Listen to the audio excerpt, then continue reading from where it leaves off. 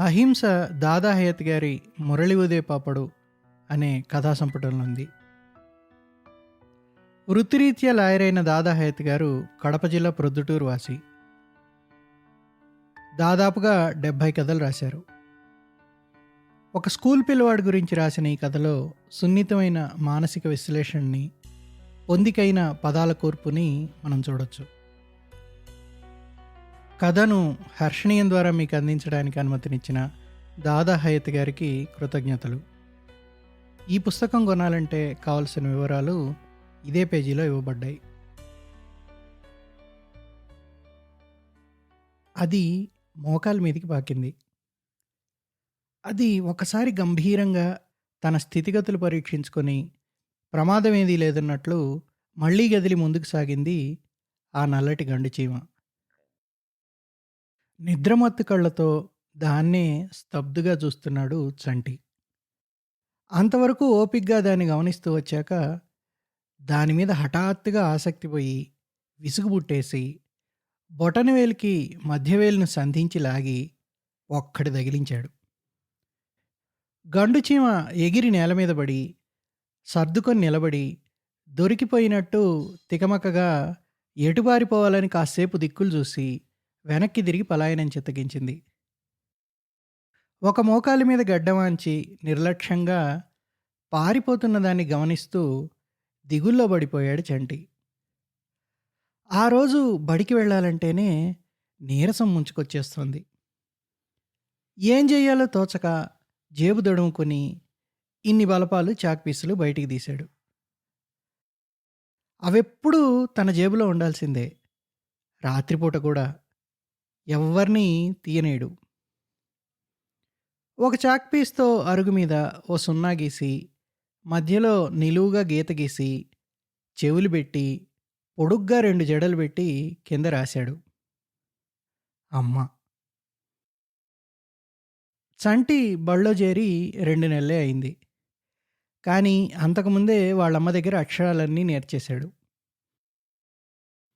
అమ్మ పక్కనే నాన్నని గీసి పీచు జుట్టు పెట్టాడు.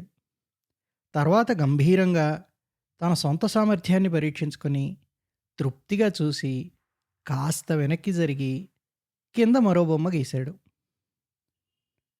టీచర్. ఈ లోపల అమ్మ బయటకొచ్చి కొడుకు చిత్రకళా కౌశలాన్ని తిలకించి నవ్వి, బొమ్మలు గీస్తున్నావా చంటి? బడికి పోవు, మొహం కడుక్కొని స్నానం చేద్దుగానరా అని కొడుకును లేవదీసింది. మొహం మీదికొచ్చిన చింపిరి జుట్టుని వెనక్కి తోసుకొని, అమ్మా మా టీచర్ చూడవే, బాగుంది కదూ, కళ్ళు మెరిపించి వేలుతో చూపిస్తూ అన్నాడు చంటి. "ఆ, చాలా బాగుంది, బడికి వేళ కాదు, రా." చంటికి అరుగు దిగాలనిపించలేదు. బిక్కమొహం వేసుకుని దిగి అమ్మ వెంట వెళ్ళాడు. స్నానం చేయించుకుని తలదువ్వించుకుని అమ్మ వెంట వంటగదిలోనికి వెళ్ళాడు చంటి. పొయ్యి వెలిగించి గిన్నె పెట్టి ఉప్మా కోసం పోపు వేసి తిరగబెడుతున్న అమ్మ కొంగులాగుతూ వగలు పోసాగాడు. అబ్బా ఉండరా, ఉప్మా గాని. అమ్మ భుజం మీద గడ్డం ఆంచి గారంగా అమ్మా అని పిలిచాడు. చీర కొంగుని గుప్పిట బలంగా బిగించి మళ్ళీ పిలిచాడు, అమ్మా. ఏమిట్రా ఈరోజు? "ఊ." స్కూల్ వద్దే. చేస్తున్న పనాపి కొడుకు మొహంలోకి నేరుగా చూసి ఏ అంది. చంటి జవాబు ఇవ్వలేదు. అమ్మ మళ్ళీ పనిలో పడింది. అమ్మా మీ నాన్నగారిని అడుగు. చంటి మొహం వేలాడేసుకుని నిలబడ్డాడు. కాసేపాగి మళ్ళీ కొంగులాగాడు. "మ్మ్." అమ్మ చంటి చేతుల్లోంచి కొంగులాగేసింది. చంటి ఖిన్నుడైపోయాడు. అమ్మ నిరసనకు మొహం అయితే చిన్నబోయింది కానీ బడికి మాత్రం వెళ్ళాలని లేదు. బిక్కమొహం వేసుకొని కాసేపు అలాగే నిలబడ్డాడు. తర్వాత అమ్మ భుజం మీద చేయేశాడు. కాసేపు ఊరుకొని ఒక చేత్తో భుజం మీది కొడుకు చేతిని నొక్కిపట్టి తలదిప్పి లాలనగా చూసి అలాగేలే, ఇంట్లో కూర్చొని చదువుకో అంది. చంటి మొహం వికసించింది. లావు లావు బుగ్గల్ని నవ్వుతో మరింత లావు చేసి వంటగదిలోంచి బయటికి పరిగెత్తి నాన్నగారి ముందు హై హై అని గంతులేస్తుంటే పేపర్ చదువుతున్న నాన్నగారు ఏమిట్రా అన్నారు కొడుకును మురిపంగా చూస్తూ. గెంతడం ఆపేసి కుర్చీ కోడు పట్టుకు నిలబడి నాన్న, అమ్మే స్కూల్కి వెళ్ళొద్దంది అన్నాడు సిగ్గుగా. నాన్నగారు విస్మయంగా చూసి ఎందుకు అని అడిగారు. చంటికి ఏం చెప్పాలో అర్థం కాలేదు. ఆలోచనలో పడ్డట్టు మొహం పెట్టాడు. నాన్నగారు వంటగదిలో కేకేసి చంటిగాడిని స్కూల్కి వెళ్ళొద్దన్నావట అన్నారు. ఆ, లోపల నుంచి సమాధానం. ఎందుకు? రేపెళ్తాడులేండి. అయోమయంతో లేచి లోనికెళ్ళారు నాన్నగారు. చంటి నేరస్తుడిలా ఉన్న చోటనే నిలబడ్డాడు. ఈయన స్కూల్కి వెళ్ళమండి కదా, ఎందుకని వెళ్ళొద్దన్నావు అడిగారు నాన్నగారు. వాడు నిన్న ఆదివారం అంతా గెంతి గెంతి ఈరోజు బడికెళ్ళడానికి బద్దకిస్తున్నాడు. ఎప్పుడూ ఇలా అడగలేదు. స్కూల్కి పోనన్నాడు. సర్లేమన్నాను. అలా ఎందుకన్నావు? చదువు దగ్గరేం గారాలు? పోన్లేండి, రేపెళ్తాడు. 2 నెలలేగా బడిలో చేరి. నాన్నగారు ముందు గదిలోకి వెళ్ళిపోయి చంటి వైపు చూడకుండా సీరియస్గా పేపర్లో పడ్డారు. చంటి అక్కడే నాన్నగారి మొహంలోకి చూసి చూసి బిడియంగా అక్కడి నుంచి కదిలి వెళ్ళిపోయి మళ్ళీ అరుగు మీద కూర్చొని దిగుల్లో పడ్డాడు. నాన్నగారికి కోపం వచ్చినట్టుంది. ఇందా గీచిన బొమ్మలు చెరిపేశాడు. ఎండవాలు కాస్త ఎక్కువయ్యే వేళకి లేచి ఇంట్లో చాప మీద కూర్చొని హోంవర్క్ చేస్తున్న అక్క దగ్గరికి వెళ్ళి అక్క, క్యారమ్ బోర్డు ఆడుకుందామా అడిగాడు కుతూహలంగా. హోంవర్క్ చేసుకొని స్కూల్కి వెళ్ళాల్సి ఉంటే నీతో క్యారమ్స్ ఆడుకుంటూ కూర్చోమంటావా? పేపర్లోంచి నాన్నగారు ఏ, నిన్నంతా ఏం చేశావు అడిగారు. అక్క తలపైకెత్తి చూసి చేసుకోలేదు అని నవ్వేసి మళ్ళీ చివరి లెక్క చేయడంలో మునిగిపోయింది. చంటి బాసిం పట్టేసి కూర్చొని బుద్ధిగా అక్క చేస్తున్న పని వైపు చూస్తూ చదవడానికి ప్రయత్నించాడు. అసలు ఏం అర్థం కాలేదు. విసుగుబుట్టి లేచి పెరట్లోకి వెళ్ళాడు. బంతిపువ్వు మీద కూర్చొని సీతాకోచిలకోటి కనిపించింది. చప్పుడు చేయకుండా వెళ్ళి పట్టుకోబోయాడు. సీతాకోకచిలుక ఎగిరిపోయి మరో చోట వాలింది. చంటి మళ్ళీ పట్టపోయాడు. అది ఆకాశంలోకి లేచి పెరటిగోడ దాటి ఎగిరిపోయింది. చంటి నిరాశపడిపోయి ఇంకేమన్నా సీతాకోకచిలుకలున్నాయా అని చూశాడు. లేవు. ఇంకొంచెం ముందొచ్చుంటే ఉండేవి. చంటి బంతిపూలు కోద్దామా అని ఆలోచించాడు. అమ్మ తిడుతుంది. నేల మీదికి చూశాడు. పెరటిగోడ మొదట్లో గడ్డిపూలున్నాయి. వెళ్ళి ఒక్కోటొక్కోటి కోస్తుంటే వానపాము ఒకటి బద్ధకంగా కదులుతూ కనిపించింది. చంటి అటు ఇటు చూసి ఓ ఎండుపుల్ల నేరి వానపామును కదిలించాడు. అది కాస్త వేగంగా కదిలి ఓ గడ్డి మొక్క పక్కన చిన్న బొరియలోనికి దూరిపోయింది. ఎండుపుల్లతో బొరియలోకి గుచ్చాడు. వానపాము బయటికి రాలేదు. గడ్డి మొక్క బట్టి పీకాడు. బొరియ పెద్దదైంది కానీ వానపాము మాత్రం రాలేదు. అయితే బలంగా పీకేసరికి గడ్డి మొక్క వేళ్లతో సహా ఊడొచ్చి చంటి వెనక్కి చిత్తడిలోకి పడ్డాడు. చీచీ, బురదైపోయింది. ఒరేయ్ చంటి, ఉప్మా తిందుగానరా లోపల నుంచి అమ్మ కేకేసింది. మొహమంతా చిన్నబుచ్చుకుని లోనికి వచ్చిన చంటిని చూసి చిచి గాడిద, ఇందాకే కదరా స్నానం చేశావు అని బుగ్గగిల్లి లాక్కెళ్ళి చొక్కా లాగు తీసేసి నీళ్లగదిలో చంటి కాళ్ళు చేతులు గడిగింది. చంటికి బుగ్గ మంట పెట్టింది. కళ్ళల్లోకి నీళ్ళొచ్చాయి. రోషం వచ్చింది. అమ్మ లోపలికి తీసుకెళ్ళి వేరే బట్టలేసి ఉప్మా పెట్టింది. చంటి ఉప్మా తిని వీధి గుమ్మం దగ్గర నిలబడ్డాడు. పక్కింటి హరిగాడు పలకా పుస్తకం పట్టుకొచ్చి ఏరా కిరణ్, బడికి రావా అని అడిగాడు. చంటి పోజుగా తల పైకెగిరేసి లేదన్నట్టు తలూపాడు. ఏ? మా అమ్మొద్దంది.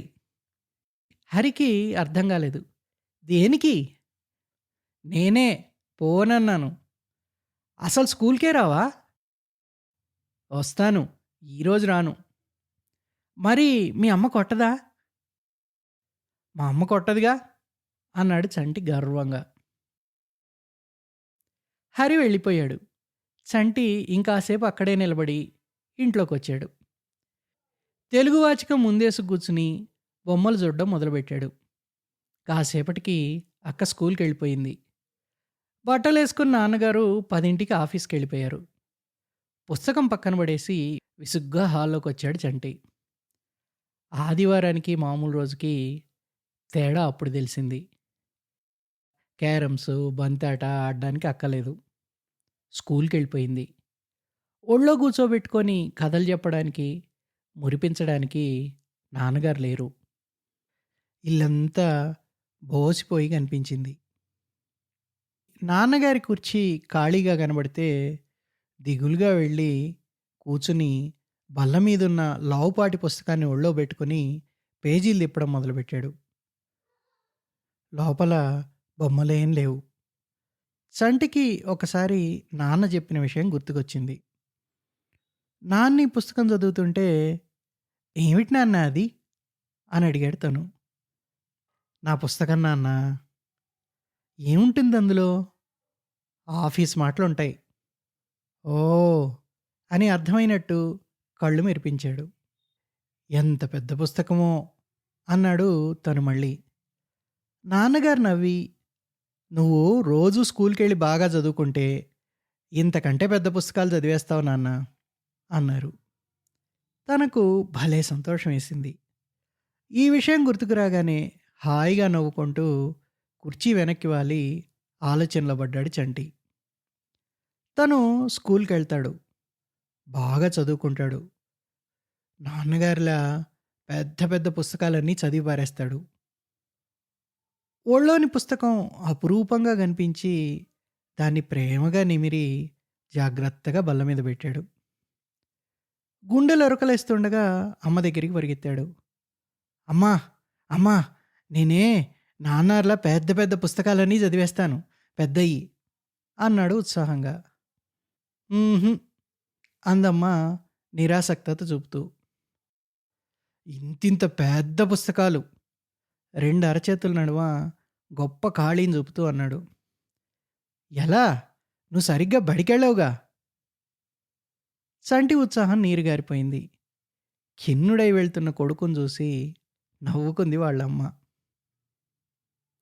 చంటి పెరట్లోనికొచ్చాడు. బాగా ఎండగాసింది. ఆడుకోవాలనిపించలేదు. ఇంట్లోకొచ్చేశాడు. మళ్ళీ వెళ్ళి నాన్నగారి కుర్చీలో కూర్చున్నాడు. హరిగాడు ఏం చేస్తున్నాడో? నిన్న హరిగాడితో తనెంత ఆడుకున్నాడో?